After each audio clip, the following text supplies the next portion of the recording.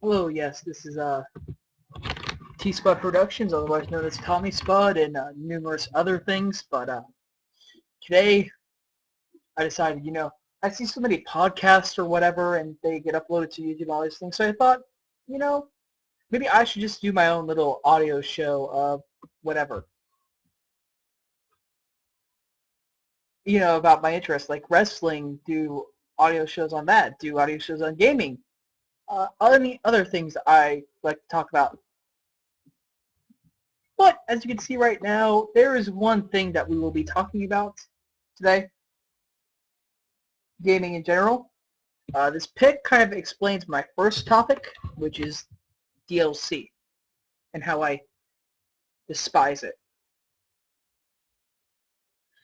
I despise DLC for the following reasons.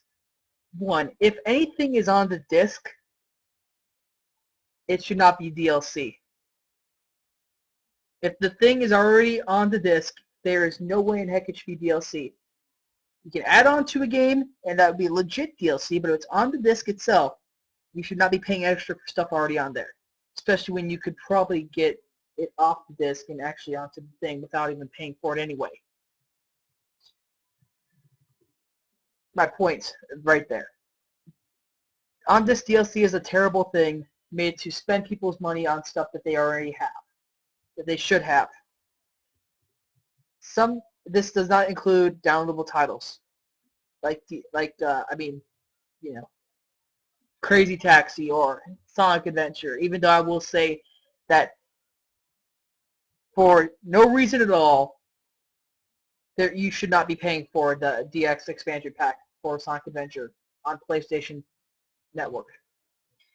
Because such a thing is stupid to pay for when you have the full game on the GameCube already, and Steam is selling the full game as well. You're paying more for the same exact thing. That is bullcrap. See, back they used to do expansion packs or DLC bundles with stuff that's not on the game originally. This is to add on some things, which some people put in the worst stuff as DLC,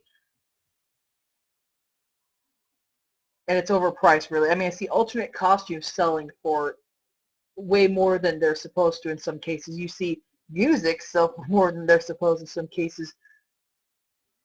Add-on content should be. I don't have a problem with costumes or music, but when they're overpriced, that kind of just drives me nuts. I mean, I understand maybe a buck or two for that stuff, but anything over $2 is a stupid idea.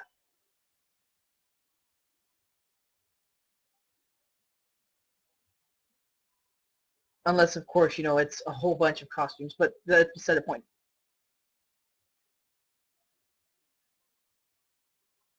But, that's not the thing that just majorly annoys me. and this is going to go to used titles now, because this is an excellent segue to talk about used titles and how they aren't real. I mean, people say that they kill gaming. I think they save it, because here's the problem. Game comes out. Let's say Fallout 3 comes out. Let's say Fallout 3 is out. If it's already out, but whatever. And, you know, it's sure in the early going, it might hurt gaming, but in the long run, when you can't really find the game that you're trying to buy, Fallout 3 might not be the best example of this, but if you can only find it at a used game store, what's the deal? A couple years down the line, I mean, it's not like it's taken away from the people that made it because it's not in production anymore or it's not really being found anywhere. It really gets people and you know what?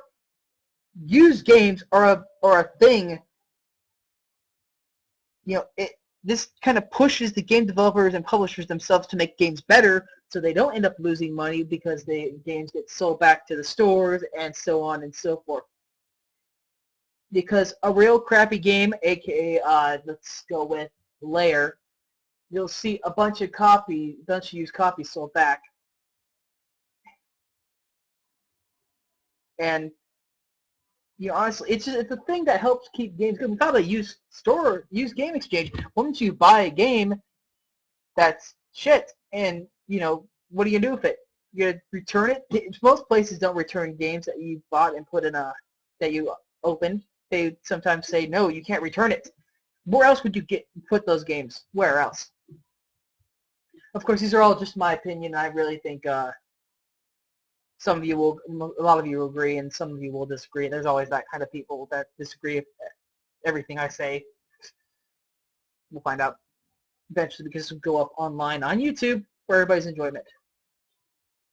Another thing that concerns me about this whole used gaming thing, that concerns me, that makes it seem bad, is when companies say, oh, well, here's the thing.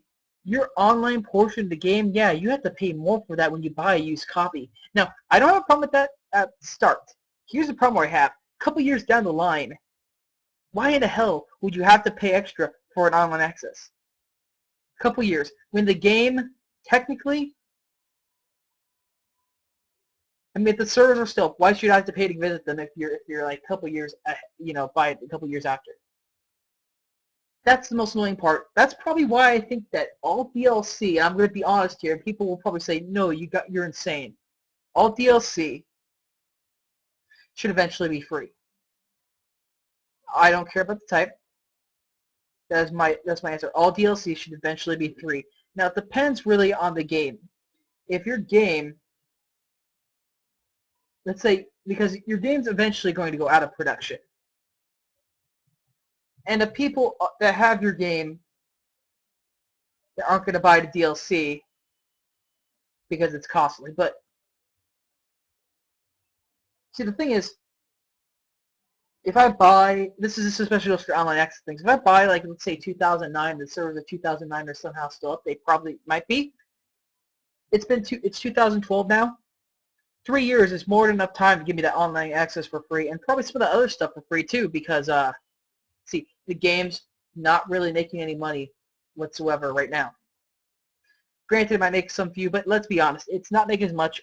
It's not making near as much as any other WWE game. Of course, I can see how people disagree with me on that, but you know what? It's things like that that make me think that I really need to buy the newest games. But here's the problem with buying newest games.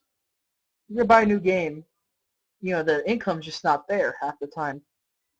And I know people say you can go get a job. Well, in this economy, it's kind of hard to get a job. I mean, I've tried. I have tried, but I'm going to try again, and eventually I'm going to get that job, which will allow me to spend more money. But the problem is, if I do go buy games, I will probably go to a used store. You want to know why? Because paying $60 on a game that I don't know if it'll be good or bad. In some cases I do know if it'll be good or bad, but in most cases you have to play it yourself to find out. I mean, for example, a game that I got recently that was a used title was the Untold Legends Dark Kingdom game. Okay, not the best game in the world for people. I wouldn't have taken the risk if it was $60, but I got it for about $5. I know it's a huge, underselling, but $5 on a game, I'm willing to take that risk. And if it doesn't work, then just bring it back, get my $5 back. Point is, I bought it and I enjoyed it. I enjoyed what I played of it so far, and it's things like that that make the used game thing, I believe, something that should stay around and should not be ridiculed by people, especially those who think they are a gaming TV station but really aren't. Cough, cough, G4, cough, cough. Seriously, G4, I can understand why some of your shows are on there, but then you have shows like Cops, which have absolutely nothing to do about gaming. Sorry, guys, but it doesn't. When you become less of a gaming station, when you make mistakes, you become, oh, what's the word? you kind of lose all credibility as a gaming station when you tend to get rid of the people that know about gaming that you employ. You tend to lose all your credibility as a gaming station when you basically just give gaming the big middle finger. And believe me, you're giving the gaming a big middle finger. But enough about my anger at G4. It's like the IGN of the TV world. But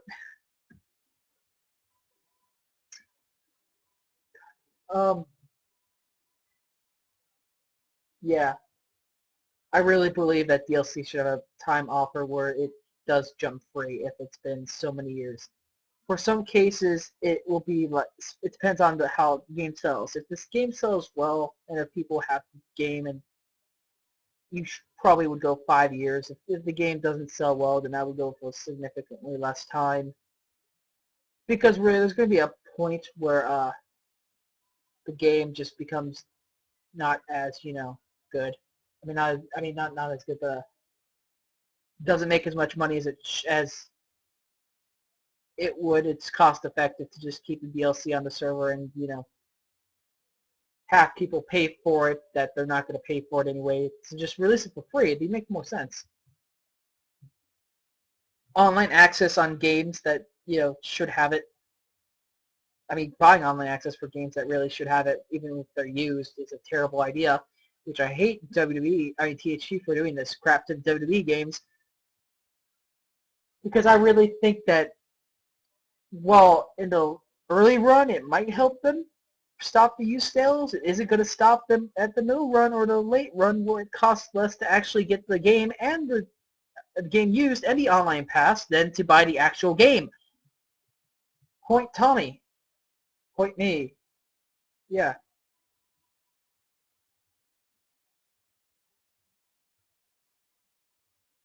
And they say that's not costing them money. It's going to cost them money in the end. Anyway, I'm sure there's much more topics to be talking about, but I really want to just talk about DLC and G4 and used games actually right now. So if you enjoyed this rant, leave a comment. If you didn't enjoy this rant, leave a comment anyway. I'm open to other people's opinions, but I am willing to support my opinions and not change them. By that I mean I'll see what you have to say, and I'll say that I see what you're coming from, but I will not necessarily agree with you, which is probably what a lot of people do. But if you make a good enough argument, I can be persuaded. But really, this is my opinion, and these are my opinions, and they probably won't change, but we'll see. But yeah, that's my personal opinion. The next video will come shortly after this one, and it will be dedicated to wrestling, professional wrestling, for all you fans out there. That's all, and I hope to see you next time. So good night.